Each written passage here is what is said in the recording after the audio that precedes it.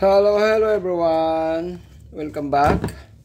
Eto, papakita ko sa inyo yung paano natin i-repair itong i-clean up. Hindi naman siguradong repair kung wala siyang damage, no? I-clean up dahil nga sa chemicals na galing sa battery na tumagos na sa loob ng remote.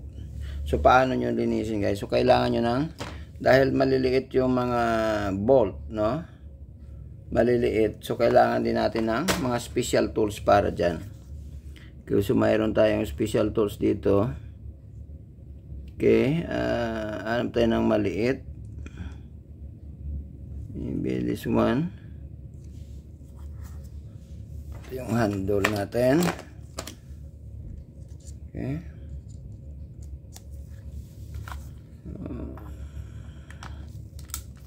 Okay. Yan. Yan, napakaliit, no? Yan natin yan. Okay. Kailangan natin alcohol. Yan. Brush, toothbrush, paintbrush na hindi pa nagamit sa paint, siyempre. Then, mayroon na tayong extra na bagong battery. Hindi naman to bago. Medyo na-use na to pero goods pa yan. Energizer din yan. Okay, yun lang yung kailangan natin at saka maybe pampunas. Like, kailangan natin ng tissue. Yan. Then, buksan natin.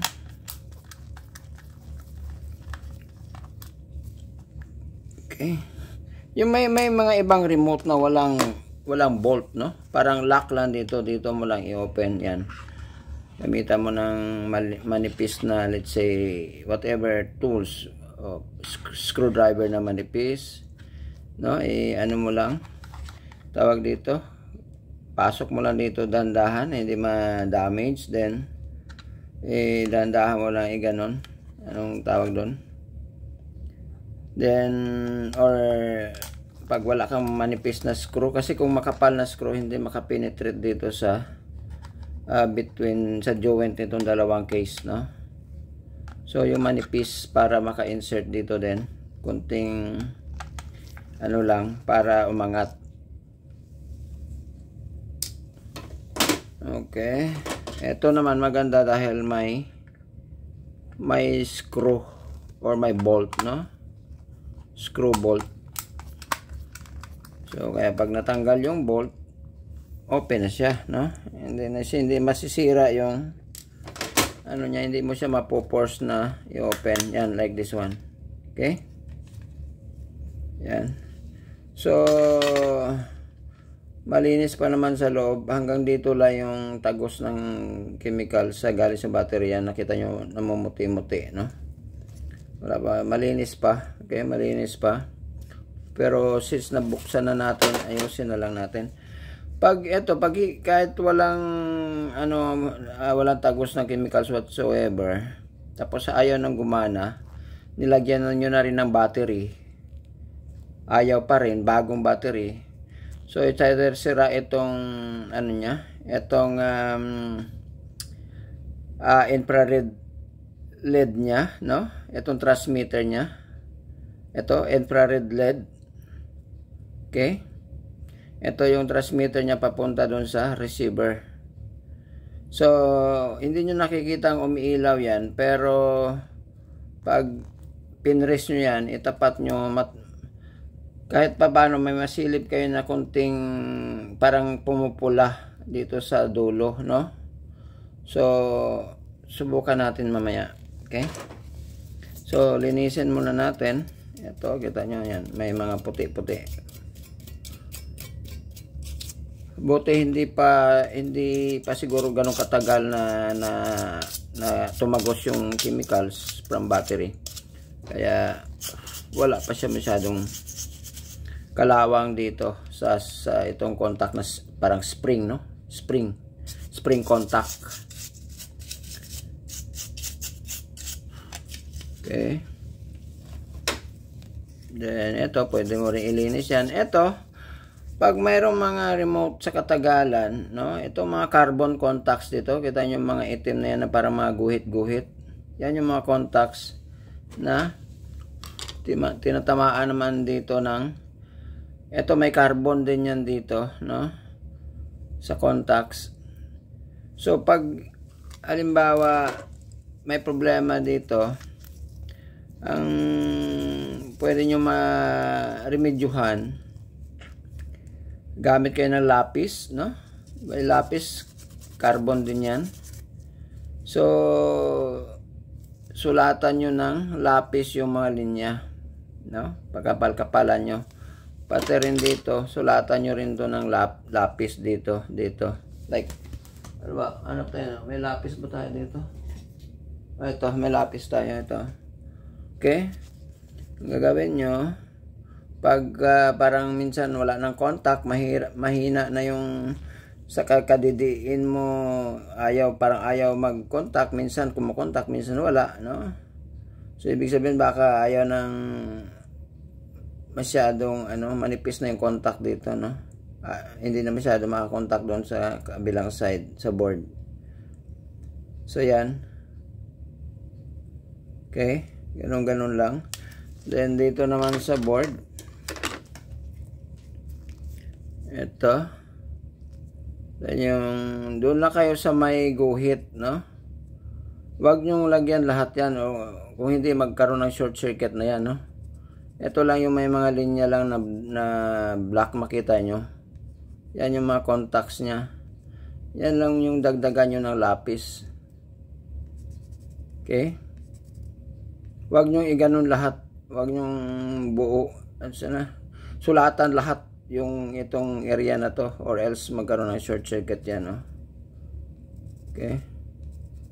So, yun lang. Ganun lang. Pero ito, maganda pa ang contacts nito, no? Kita nyo, malinis pa siya. Yun lang yung tip dito. Tsaka wala naman masyadong pyesa ito, no? Ito lang yung infrared transmitter niya, LED. Then may maliit na transistor dito, this amplifier to amplify the signal, no? May bira naman nasisira yan. At ito pala yung pinaka main. Hindi ko munti ko na makaligtaan. Itong IC na to, ito yung pinaka main part niya, no? Well, kung masira na ito, chinek mo na lahat dito, yung mga contacts, no? Ayaw pa rin. Ito makabili ka naman ito sa mga electronics shop or store, no? Pero ito, iwan ko lang kung madali, kasi special ito, no? Custom design itong mga IC na to para sa ganitong remote, ganitong brand, no? Very specific ang pag-design nito, pang ganito, para dito lang sa ganitong brand at ganitong remote. Iba-ibang design kasi yan, no? Kasi diba, ibang remote, iba-iba rin yung mga buttons dito. Kaya ibig sabihin, itong IC na to naka-design talaga for this buttons, no? So kaya hindi yan parang standard na IC. Ewan ko kung may number ba yan, no? Check natin.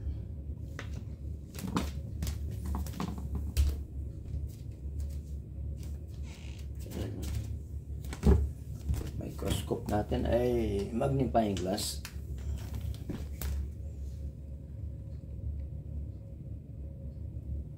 Silip, guys. Hindi ko na mabasa yung guys, yung number, no? Anyway, yun lang, no? Pag wala nang sira dito na iba, ito sa tingin nyo yung sira, wala na, replace talaga ng buong remote. Okay? Kaya alagaan nyo yung remote niyo. Ang mga bagay-bagay kasi, mga gamit, tumatagal. Lalo na yung mga vintage. Nakita nyo yung video natin sa vintage radio.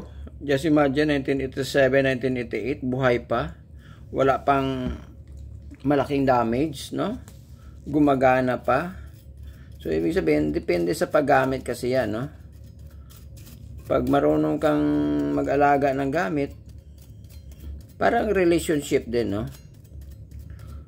Ang relationship tumatagal pag marunong kang magdala. Alright? Pero pag ayaw niya na talaga sa'yo, di, wala na. Give up ka na lang kasi masasaktan ka lang. Alright? So, yun lang. Ito, lininis natin. Wala siyang kalawang. Malinis na siya. Ito, ganun din. Then, ito, dito. Wala na rin, malinis na rin. Ito lang. Yung kabe niya, yung chemicals na yan, no? Ibabrush natin yan. Patakan natin ng alcohol para yan. Alcohol lang, hindi naman nakakasira ng plastic ang alcohol, no? Huwag lang yung mga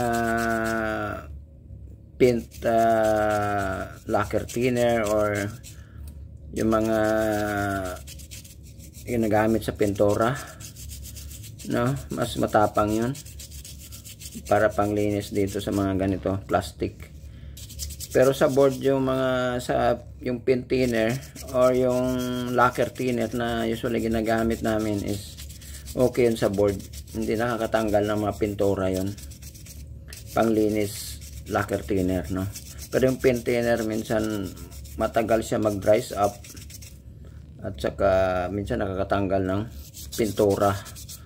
Yung halimbawa yung board na yan, no? Yung board na yan na nire-repair natin, linisin mo yan ng paint thinner, medyo minsan nabubura itong mga color green na yan. Pero pag lacquer thinner, medyo tested na yan na hindi siya nakakabura ng pintura sa board. So okay yun, panglinis. Okay, so okay na to guys, no? Balik na natin. Tingnan natin kung gumagana.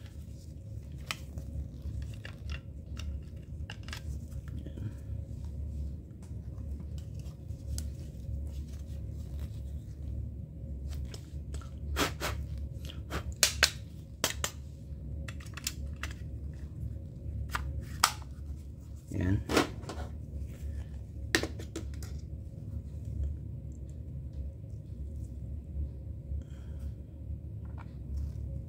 Huwag nyo masyadong higpitan yung mga bolt kasi plastic, manipis lang, no? Pag parang sa tingin sumagad na yung bolt, tama na yun, no? Huwag nyo nang parang pareho sa mga paghigpit natin sa gulong ng sasakyan natin na aapakan pa natin, hindi ganun. Ito, very slight lang. Okay, yan.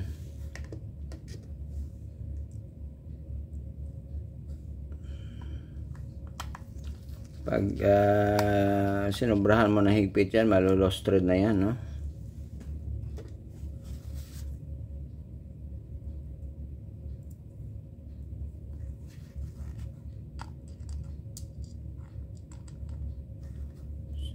Pasmado. Ito yung naliligo kagad pagkatapos mag-araro. Yan.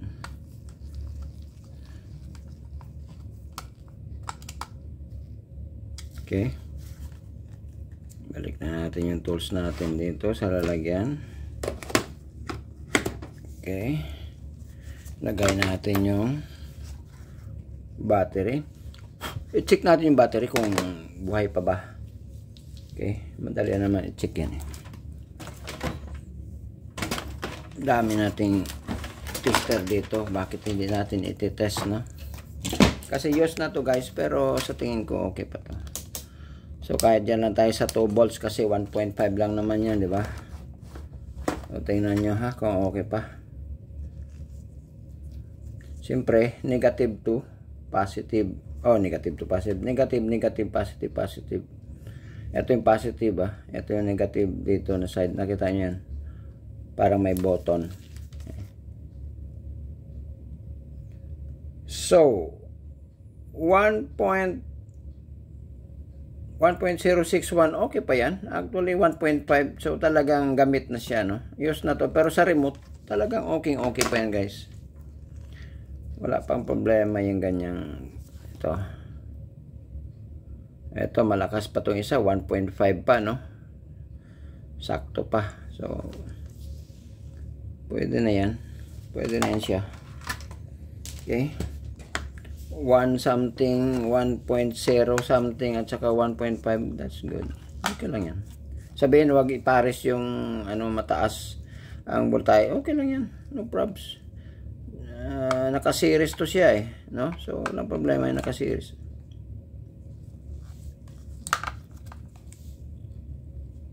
Okay, yung may spring, tingnan nyo, yung may spring, negative yan, no?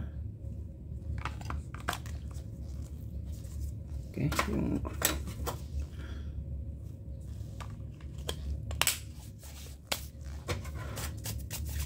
okay. Buka natin.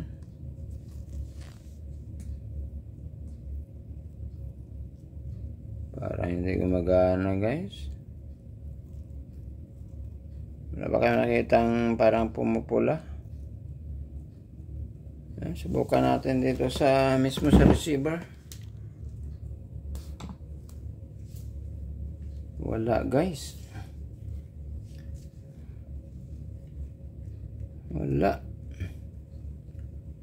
Baka hindi ito sa kanya na remote. Pero pareho naman technique naka dito naka-tape kanina pagka natin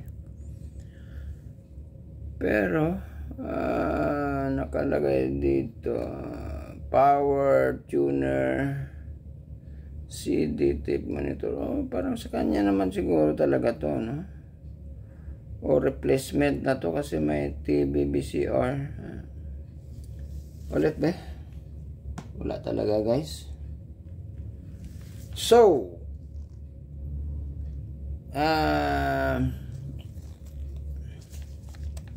check natin battery natin. Okay naman yung battery natin, no? Posibleng hindi na gumana yung battery 1.5 at saka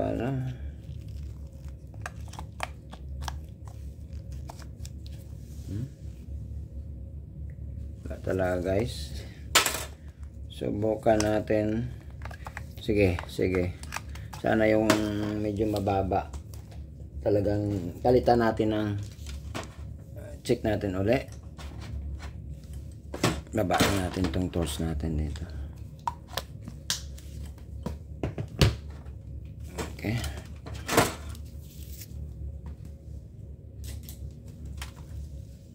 So, check natin ulit.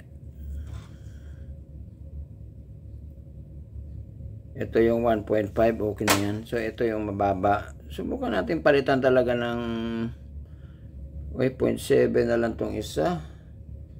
Okay. Nag-drop na ito. Sige lang, hanap tayo ng bago.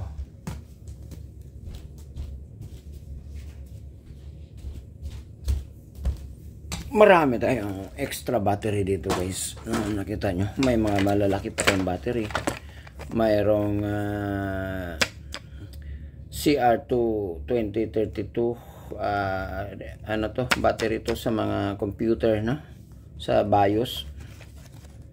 Ito, mayroon din tayong battery na anong number nga ito? Kasi ito yung mga ganito is double A, triple A. Ano pala kayo dito? Gusto natin memorize yung mga code na yan. Parang double A ito, no? Double A. Ito ba yung may code ba ito? Anyway, ito yung pinakamalaki ba? Large, parang ganun. Ito yung medium. Ito yung 9 volts. Ito yung maliit pa. Ito yung triple A. Nakita nyo triple A. Ito yung double A. Triple A, pinakamaliit, double A. So, natin kung ilang volts to.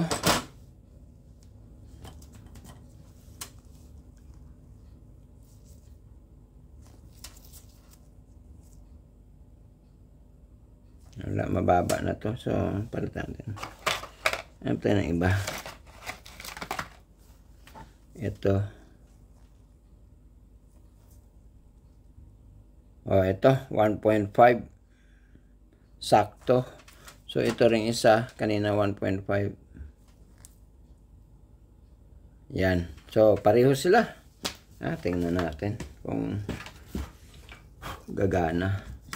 Pag ayaw, ibig sabihin, it's either hindi ito sa kanya or talagang may sira siya na malaking sira kasi ayaw. Ayan na guys, gumana. Yan, nakita nyo? Nakita nyo? Nag-power on. Hindi pa natin na-check pero at least nag-power on siya. Yan, nakita nyo? Yan, nag-power on. Off. Yan, on. Off. On. Alright, naka-tuner. Ibig sabihin, ito guys. Posibleng gumagana pero hindi pa natin talaga na, nakabitan ng speaker. No? So, next video natin, lalagyan natin ng speaker. At dito lang muna tayo sa remote na focus. Mahaba yung video natin. So, okay na. Yun, no? Talagang kanina, yung isang battery kasi 1 point something pa siya. Pero nung parang nag-drop siya kaagad ng point na lang. Hindi siya kaabot ng 1 volt. So, siguro, may problema talaga yung battery yun. Pag kinabit mo, mas nagda-drop na siya, no?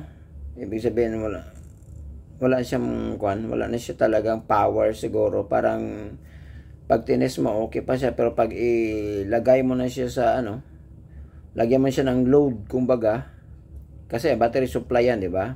Pag nilagyan mo siya ng load like kabit mo na ito sa remote, nagda-drop na siya maybe. So nung tinis natin uli from 1 point something naging point na lang. So kaya yan, kita nyo okay na yung remote guys, okay na. So asan na yung takip nito? Wala na yung takip. Anyway. So, gumagana na siya. Ulit. On. Okay. Tuner. Naka-tuner. CD. Gumagana. Sa kanya ito na remote. CD. Tuner, CD, BCR, ano pa siya? BDP, TV, BCR. Okay. Gumagana guys. Gumagana na. So yun lang muna guys. Sa next video natin, ititesting natin to kung nagsa-sound siya, no? So far, nag-power on siya. Parang normal. Okay, yun lang muna guys. Keep safe. And God bless us all. Yun lang. Bye.